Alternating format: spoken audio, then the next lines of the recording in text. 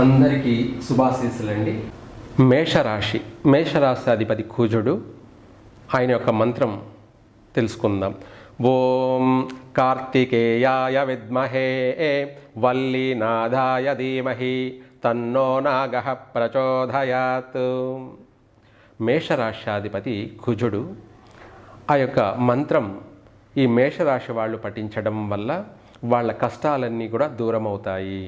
వాళ్ళకు రాబోయే ఆటంకాలన్నీ కూడా తొలగిపోతాయి. ఈ మేషరాశి వారి యొక్క ఫలితాలు: శ్రీ పరాభవనామ సంవత్సరం, అధిక జ్యేష్ఠమాసం అనగా మే నెల 17వ తారీఖు నుంచి అధిక జ్యేష్ఠమాసం ప్రారంభమవుతుంది. ఈ పరాభవనామ సంవత్సరంలో మామూలుగా 12 మాసాలు మాత్రమే ఉంటాయి ప్రతి సంవత్సరం కూడా. కానీ ఈ పరాభవనామ సంవత్సరం 13 మాసాలు వచ్చింది.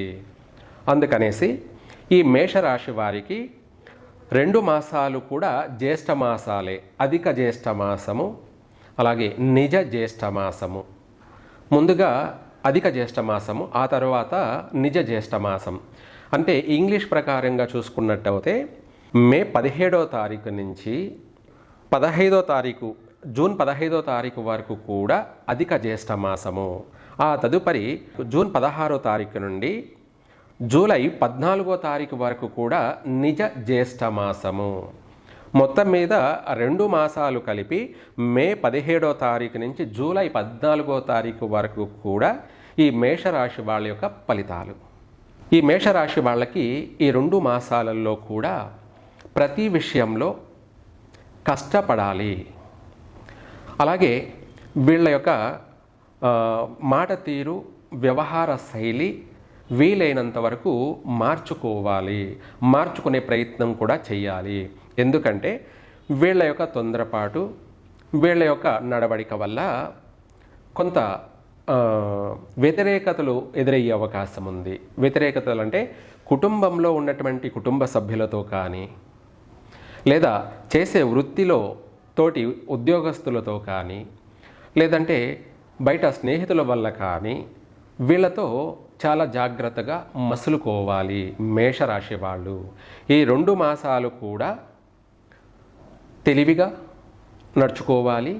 వీలైనంత వరకు సౌమ్యంగా నడుచుకోవాలి. ఎంతవరకు మాట్లాడాలి, అవసర నిమిత్తం మాత్రమే మాట్లాడడం, అనవసరమైనటువంటి వాటిల్లో తలదూర్చకపోవడం మేషరాశి వాళ్ళకి మంచిది. అందరితో విభేదాలు, శత్రుత్వాలు, లేదంటే శారీరక శ్రమ, మానసికమైనటువంటి ఒత్తిడి, ప్రశాంతత లోపించి ఇబ్బందులు ఎదురయ్యే అవకాశం ఉంది. కాబట్టి వీలైనంత వరకు వీళ్ళు దైవ దర్శనం చేసుకోవడం మంచిది. లేదంటే ఇందాక మనం చెప్పినటువంటి ఈ మంత్రాన్ని పఠించడం వల్ల ప్రజల నుంచి వచ్చేటువంటి సమస్యలు వైదొలిగిపోతాయి.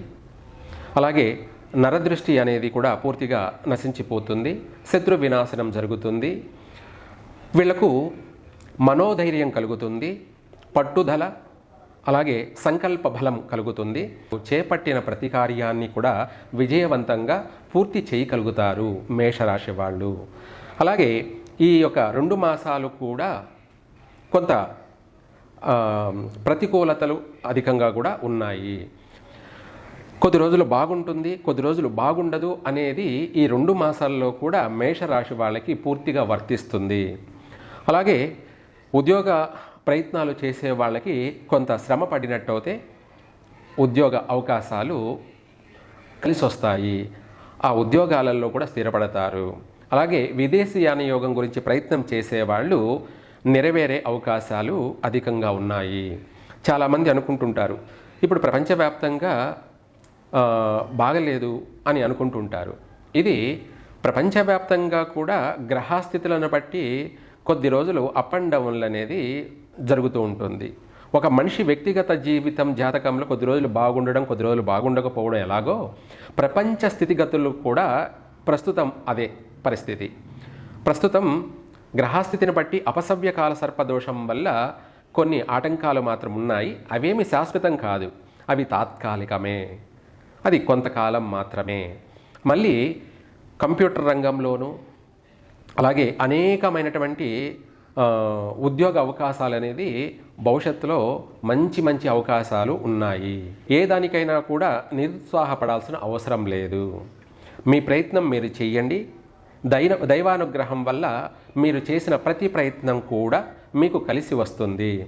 ఈ మేషరాశి వాళ్ళు తప్పకుండా ఏ పని చేసే ముందైనా దైవాన్ని దర్శనం చేసుకొని లేదా ఈ మంత్రాన్ని పఠించి ఏ పనైనా ప్రారంభం చేయండి, విజయవంతంగా పూర్తి చేయగలుగుతారు. అలాగే సంతాన విషయంలో కూడా కొంత ఒడిదుడుకులు ఉన్నాయి. గర్భవతులుగా ఉన్నటువంటి స్త్రీలకి ఏదైనా అబార్షన్ జరిగేటువంటి సమస్యలు ఉన్నాయి కాబట్టి కాస్త తినేటువంటి ఫుడ్ జాగ్రత్తలు తీసుకోండి. భోజన విషయాలలో ఏది తినాలి, ఏది తినకూడదు.